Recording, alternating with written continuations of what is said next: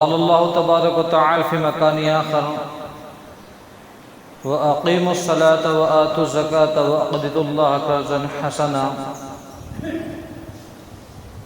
व क़ाल नबी सल्लल्लाहु अलैहि वसल्लम बुनियल इस्लामु अला खम्सिन शहादतु अल्ला इलाहा इल्लल्लाह व अशहदु अन्ना मुहम्मदन अब्दुहु व रसूलुहु व इक़ामिस सलाह व इताइज़ ज़कात वल हज व सौम रमज़ान। सदक़ल्लाहुल अज़ीम। देखिए मोहतरम बुज़ुर्गों, दोस्तों, हमेशा जो तज़किरा होता है, कभी ईमान पर, कभी नमाज पर, कभी मौत व हयात पर, मुतअद्दिद चीज़ों पर तज़किरा होता है। आज का मौजू है ज़कात। हुज़ूर सल्लल्लाहु अलैहि वसल्लम ने फरमाया, बुनियल इस्लाम अला खम्सिन। इस्लाम की बुनियाद कितनी चीज़ों पर है? 5 चीज़ों पर। 5 चीज़ों पर इस्लाम की बुनियाद है। पहले तो इस बात की गवाही देना कि अल्लाह के सिवा कोई माबूद नहीं है और मोहम्मद रसूलुल्लाह सल्लल्लाहु अलैहि वसल्लम अल्लाह के रसूल है। उसके बाद में नमाज का कायम करना। नमाज कितने मरतबा फ़र्ज़ है रोज़ाना? 5 वक्त। बाद लोग ये समझते हैं कि कपड़े पाक है तो नमाज फ़र्ज़। अगर उनको बोला चलो नमाज के वास्ते, बोलते कपड़े पाक नहीं, मतलब कपड़े पाक नहीं तो नमाज उनको साकित हो गई। नमाज हर आकिल बालिग के ऊपर मौत तक फ़र्ज है। आकिल बालिग मुस्लिम पागल हो गया तो नमाज साकित हो गई।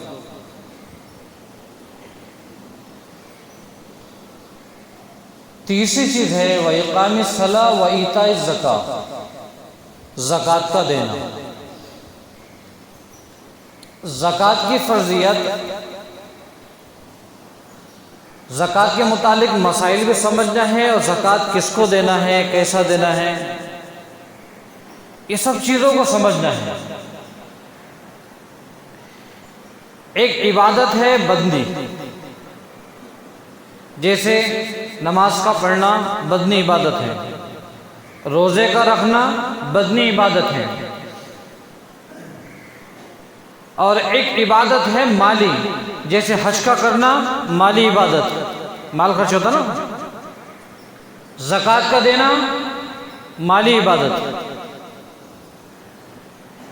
लेकिन इसके मसाइल का समझना ज़रूरी है। मसाइल का समझना ज़रूरी है। सबसे पहले ज़कात की जो फ़र्ज़ियत अल्लाह ने नाज़िल की है, जब अल्लाह के रसूल सल्लल्लाहु अलैहि वसल्लम मक्का में मौजूद थे, ज़कात की फ़र्ज़ियत नाज़िल हो गई थी।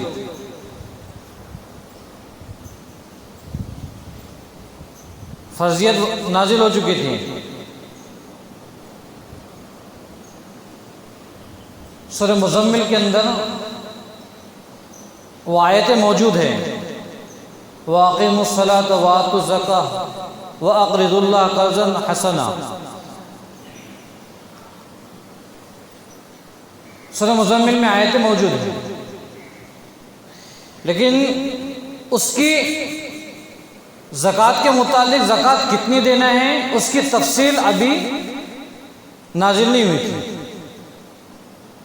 सहाबा ने पूछा, कुरान करीम के अंदर सहाबा के सवालात को भी कुरान ने बयान किया है। यसअलूनका माज़ा युनफ़िक़ून। ए नबी जी, हम माल में से क्या खर्च करें? कि ज़कात तो फ़र्ज़ हो गई, लेकिन माल में से कितना खर्च करना है? तो अल्लाह के रसूल सल्लल्लाहु अलैहि वसल्लम ने फरमाया, कुलिल अफ़्व, जो तुम्हारे पास बच जाए, जो ज़ायद हो, उसको अल्लाह के रास्ते में खर्च कर दो।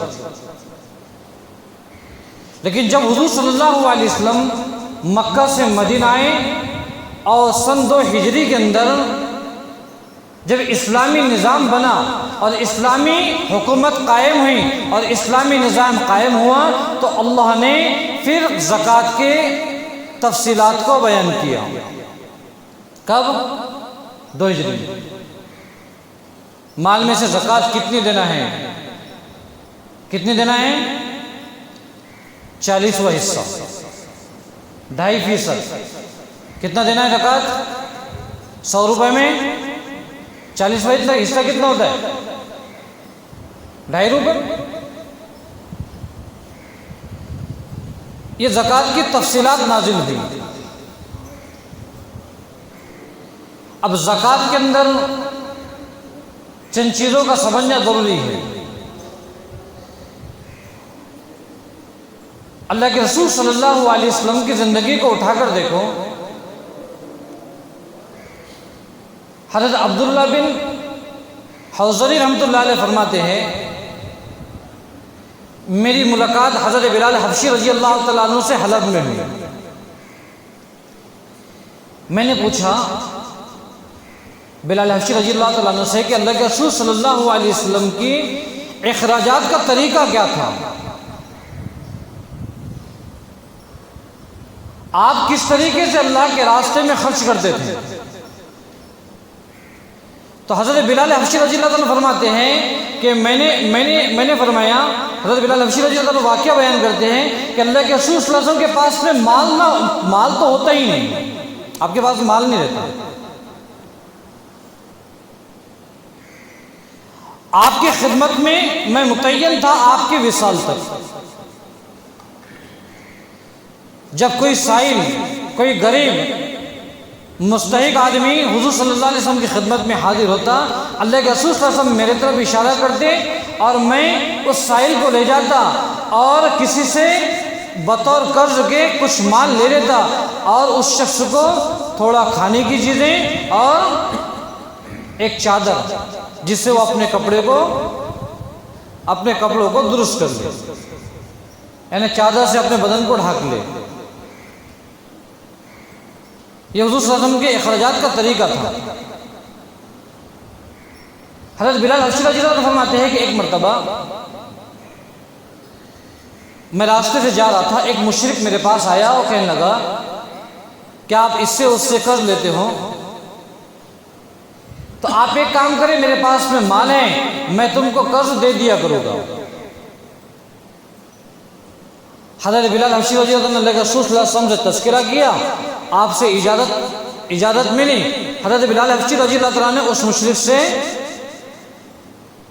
कर्ज लिया। और कर्ज किस लिए? गरीबों पर खर्च करने के लिए, गरीबों पर खर्च करने के लिए।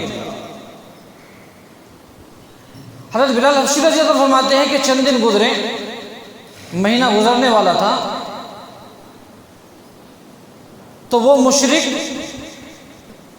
हज़रत बिलाल हबशी फरमाते हैं कि मैं नमाज के लिए निकला, अजान के लिए, वो मुशरिक जो है चंद ताजिरों को लेकर अपने साथ में आया और मुझसे ये कहने लगा कि बिलाल हबशी, तुम्हें पता है महीना गुजरने वाला है? हज़रत बिलाल हबशी रज़ी अल्लाह अन्हु फरमाया कि हाँ, मुझको पता है कि महीना ख़त्म होने के लिए सिर्फ 4 दिन बाकी है। वो मुशरिक कहने लगा कि मैंने तुम्हें जो माल दिया है बतौर कर्ज के, वो इसलिए नहीं कि आपके मोहम्मद सल्लल्लाहु अलैहि वसल्लम बुजुर्ग हैं, मैंने तो माल इसलिए दिया है कि ताकि मैं उस माल के ज़रिए से तुझको जो है अपना गुलाम बनाऊं, और जैसे तू पहले बकरियों को चराता था, ऐसे ही तुझको बकरियों को चरवाने लगा।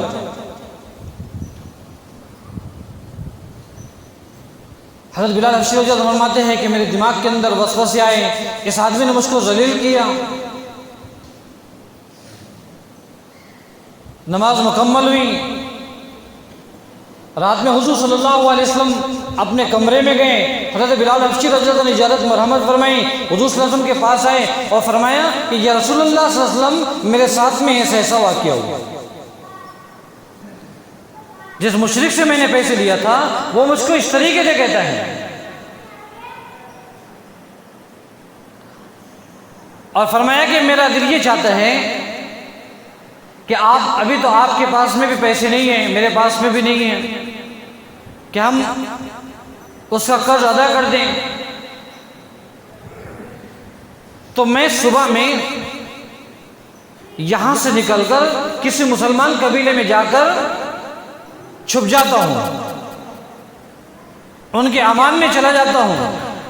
जब अल्लाह अपने रसूल को माल दे दे तो मैं आपकी खिदमत में आऊंगा और फिर माल उसको वापस कर देगी। हज़रत बिलाल हबशी रज़ियल्लाहु अन्हु फरमाते हैं कि मैं अपने घर पहुंचा और सफ़र का सामान बांधना शुरू किया, अपना नेज़ा और अपना जितना सामान था उसको मैंने अपने सिरहाने रख दिया। उस हैबत की वजह से और खौफ की वजह से मुझको रात में नींद नहीं आ रही थी, बार बार बेदार हो जाते हैं। जब सुबह हुई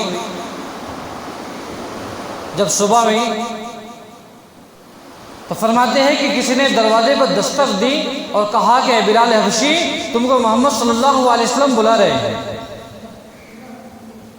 मैं हुज़ूर सल्लल्लाहु अलैहि वसल्लम की खिदमत में हाजिर हुआ तो मैं देखता हूँ कि हुज़ूर सल्लल्लाहु अलैहि वसल्लम के पास में 4 ऊँटनियाँ हैं जिस पर माल लदा हुआ है।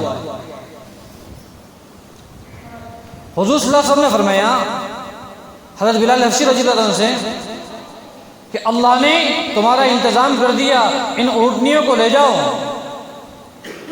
और जितना कर्ज है उस कर्जों को जो है तकसीम कर दो, दे दो। हज़रत बिलाल हबशी रज़ियल्लाहु अन्हु फरमाते हैं कि नमाज मुकम्मल हुई, उसके बाद में फजर की नमाज पढ़कर मैंने जो है उन ऊँटनियों को लेकर गया और मैंने ऐलान किया कि जिसका भी मेरे ऊपर या रसूल सल्लल्लाहु अलैहि वसल्लम के ऊपर अगर कर्ज हो वो कर्जा लेकर चले जाए। सुबह से शाम हो गई, जितने कर्जदार थे उन्होंने अपने कर्जों को लेकर चले गए। हज़रत बिलाल हबशी फरमाते हैं कि अब 80 से 70 दिरहम बचे।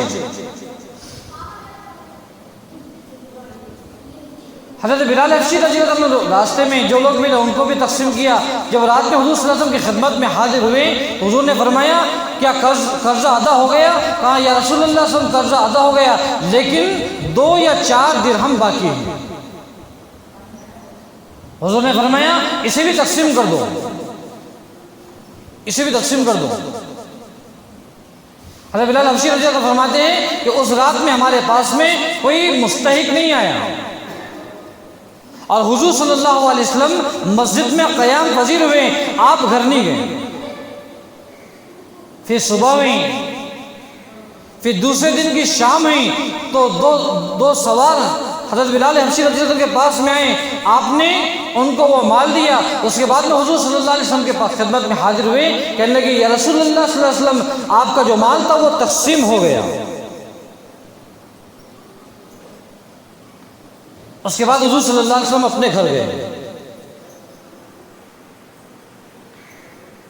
ये हुज़ूर सल्लल्लाहु अलैहि वसल्लम की ज़िंदगी के वाक़यात हैं, यहाँ की ज़िंदगी के वाक़यात हैं। इसी तरीके से हज़रत अबू बकर सिद्दीक़ रज़ियल्लाहु अन्हु के मुतालिक आता है, हज़रत अबू बकर सिद्दीक़ रज़ियल्लाहु तआला अन्हु आपके बाद खलीफा बने, आपके बाद खलीफा बने।